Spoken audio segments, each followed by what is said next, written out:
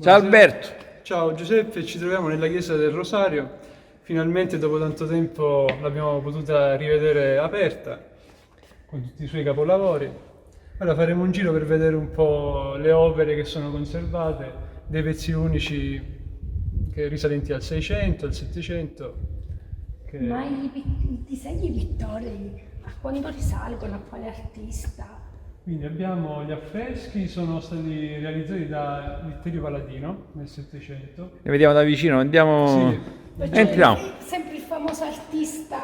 Quindi Paladino ha fatto gli affreschi nella chiesa di San Francesco negli anni 20 del 700, poi è ritornato a San Pierniceto 20 anni dopo. Che ce l'abbiamo nei libri di storia dell'arte. Sì. Nel 1742 viene qui per realizzare gli affreschi del presbiterio e della navata con tutti i episodi della vita della Vergine. Vediamo infatti a sinistra. Andiamo vicino Alberto. a vedere Andiamo, vediamo da vicino, vicino. sì. Ma la chiesa come epoca, proprio come stile, a quale risale? A quella del 600 o con il modo? Perché mi sembra un po'. È il 600. È la chiesa seicentesca, però le opere sono state fatte anche nel secolo successivo, fino all'Ottocento. Quindi la zona del presbiterio, vediamo quindi gli affreschi, sono del Paladino, con sulla volta l'incoronazione della Vergine con la Santissima Trinità. Invece nella parete di fondo, a sinistra l'Assunzione con gli Apostoli attorno al sepolcro della Madonna e a destra la Resurrezione. Siamo stati anche fortunati ad avere la firma del pittore posta in basso. Appunto dice Vittorio Paladino, Pinsikt, 1742. Invece del lato destro, un po' danneggiato, però si riesce a capire qual è l'episodio rappresentato, che è appunto la resurrezione di Cristo. Sotto troviamo la data degli affreschi, 1700, anno domini 1742. Questa è storia. Sì. Mentre sopra il coro dello stesso periodo, perché sembra un pochino diverso. È sempre nel 600, sì, è sempre dello stesso periodo comunque. Invece sull'altare maggiore spicca questa meravigliosa tela, opera seicentesca di Filippo Iannelli, un pittore nato a Castroreale che ha operato nella provincia di Messina, soprattutto qui nell'area della Valle del Mela, e sepolto nella cattedrale di Santa Lucia del Mela. Ha realizzato parecchi lavori qui in provincia. Questo è uno dei suoi lavori più belli. Ma i personaggi in basso sono dei santi particolari o sono soltanto figure religiose sotto la Madonna del Rosario? Quindi il quadro rappresenta la Madonna del Rosario che dona appunto il Rosario a San Domenico e a Santa Caterina. Ecco, perciò sono Ci dei sono, santi. ci sono dei dubbi sul santo, sulla figura di destra, non sappiamo se sia un santo oppure sia il committente dell'opera. Ah, ok. Ho capito. Peccato che non è stato finito tutto, che è stato parzialmente restaurato, Sì. ma non si può avere l'immagine.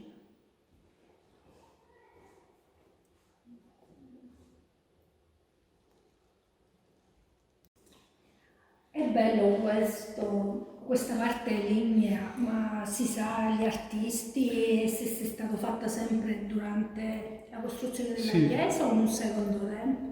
Quindi praticamente il coro ligneo è molto probabilmente anche del 600 e non abbiamo il nome dell'autore, però molto probabilmente sono delle maestranze locali che intagliavano Perciò è bene il legno. una Sì. manifattura pregiata del paese, degli Sì, sì. artisti del Del posto, paese, dei falegnami del del paese posto. o comunque della zona, dell'area messinese.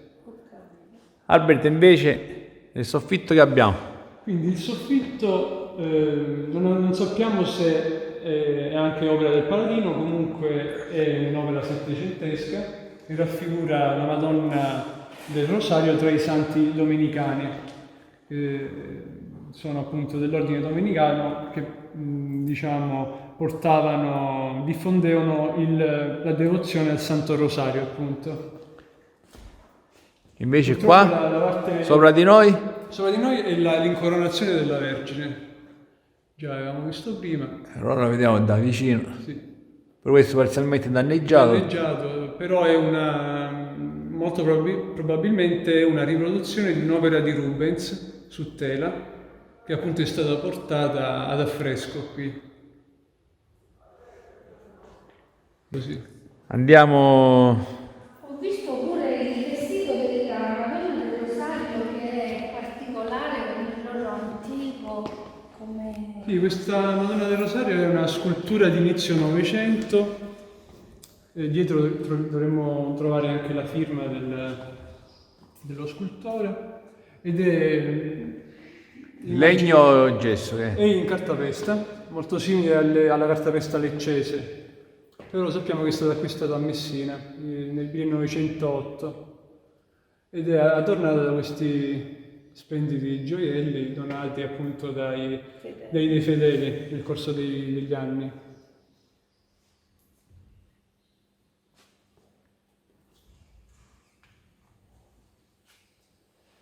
Anche molto belli questi medaglioni in argento, in filigrana. Sono rosari antichi. Sì, molto antichi questi.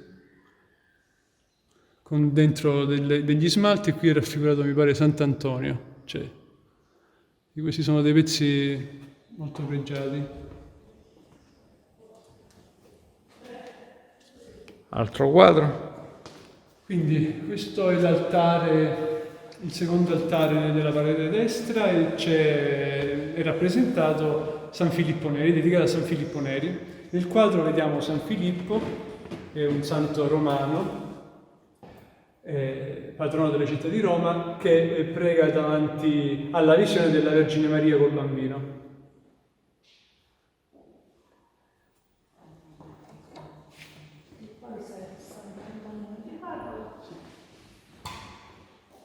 Di fronte abbiamo l'Ecceomo. Di fronte abbiamo l'altare dell'Ecceomo. In questa chiesa ricorre sia molto l'iconografia della Madonna ma anche della Passione di Cristo. Anche negli affreschi troviamo degli episodi della Passione come la flagellazione, la rincoronazione di spine.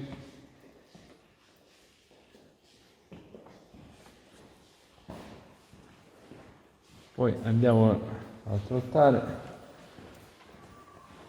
Questo è un altare molto particolare, è stato collocato sotto il pulpito di legno ed è dedicato alla Natività. È stato commissionato dal sacerdote di cui troviamo la firma qui, il nome. 1788. Sì. Marmo è molto antica allora. Sì, il marmo anche questo è molto pregiato, è un intaglio a marmi mischi, tradizionale siciliano. Lo troviamo molto a Palermo questo tipo di lavoro. Ma questo tipo di cupola era che forse c'era qualche tipo di bale, cose celebrative chissà del committente. Qui non poteva essere in questo altare era collocato un presepe ligneo che purtroppo non c'è più. Ecco, Non c'è per questo nulla. C'è questa forma Sì. a cupola. Esattamente. Il pulpito è di legno, Sì. come tutto il resto del sottopalco.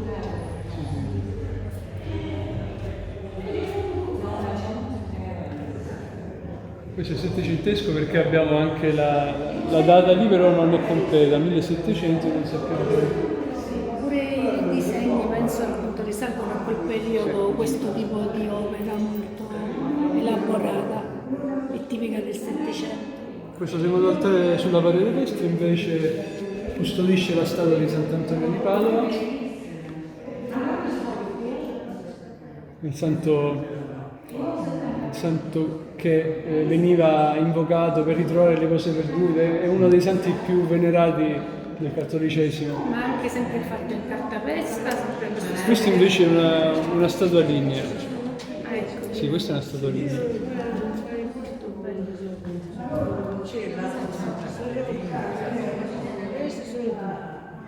Gianfranco, non solo a Santa Lucia ci sono opere d'arte, anche a San Pianiceto abbiamo qualcosina. Fa piacere vedere Gianfranco Rappatti a San Pianiceto. Grazie. E poco fa abbiamo nominato Santa Lucia in quanto il quadro centrale è di un pittore che ha lavorato anche a Santa Lucia del Mera. è sepolto nella cattedrale È di sepolto nella Annelli. cattedrale dell'Embrica. Quest'opera d'arte invece cosa rappresenta nella chiesa del Rosario? Questa è una delle opere più pregiate conservate in questa chiesa, è una tela olio su tela, sempre seicentesco. Non sappiamo l'autore del quadro, però rappresenta Santa Caterina. Il discernimento di Santa Caterina, cioè Santa Caterina deve scegliere tra due corone. L'angelo pone la corona di spine e la corona regale. E tutto questo episodio mistico è accompagnato dalla figura di San Tommaso d'Aquino. Perciò questa statua è San Tommaso d'Aquino. No, la statua invece rappresenta San Pasquale. Non è un santo domenicano, è un santo francescano. E San Pasquale era pregato dalle donne nubili in cerca di marito. È famoso per questo San Pasquale per le donne. Concludiamo le ultime due statue presenti. Questa la conosciamo già, è la statua dell'Addolorata che viene portata in processione durante il Venerdì Santo ed era collocata appunto in questa chiesa, venerata in questa chiesa. È tornata a casa sua. Sì, è tornata a casa sua. Invece sull'altra paretta troviamo Sant'Agnese. Sant'Agnese è una santa romana il cui culto è ritornato in voga all'inizio del Novecento ed era anche lei era conservata, si trova in questa chiesa. Di cui si sconosceva l'esistenza la maggior parte in degli anni. È una statua in cartapesta. Ah, cartapesta. Era la patrona delle figlie di Maria. Le figlie di Maria era una congregazione molto diffusa qui in paese. Tante ragazze giovani facevano parte di questa confraternita e avevano come patrona Sant'Agnese. La Vara è pure antica. Sì, di cartapesta. Io pensavo che era gesso. Si lavora pure. La Vara era qua, dentro la chiesa del Tra Rosario. 700 e 800, databile fra 700 e 800, sì. La cartapesta messa poi della calcio.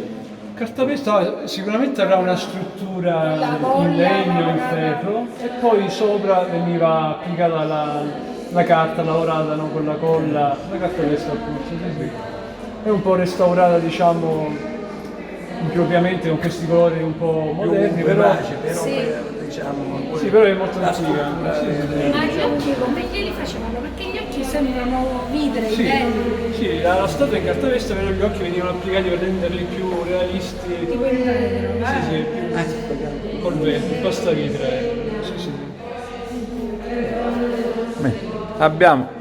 Concluso questo Grazie giro. Alberto, italiano. Grazie Alberto Italiano, grazie Bastiano Dolcezza per la collaborazione. Grazie a voi per questo Veramente Grazie Rocco, Rocco Doni. state dando a San Pianiceto. È importante scoprire le nostre di origini, storia e il cose nostro patrimonio, perché Conoscere il nostro territorio. certe volte non ci rendiamo conto di stare in un posto ricco di storia, perché Infatti, con la tanti Sicilia, affreschi, dipinti, che cose che magari si ignorano. sì, ma la Sicilia è proprio una terra antica, piena di San Pianiceto con le sue tradizioni. chiese è un museo vivente per tutti. Speriamo che sia inaugurata una prossima chiesa nella Maia di Sì, Santa speriamo E infatti questo abbiamo detto poc'anzi. che si possa ripristinare tutto il patrimonio, infatti. Perché ci sono chiese, una più bella dell'altra e Noi abbiamo un valore storico, magari se non vede la vicina ci sono delle cose. come diceva Alberto, con artisti pure di fama abbastanza importante. Bene, Grazie e buona serata, grazie. E venite a San Pianiceto. Sì. Vi aspettiamo. Ciao.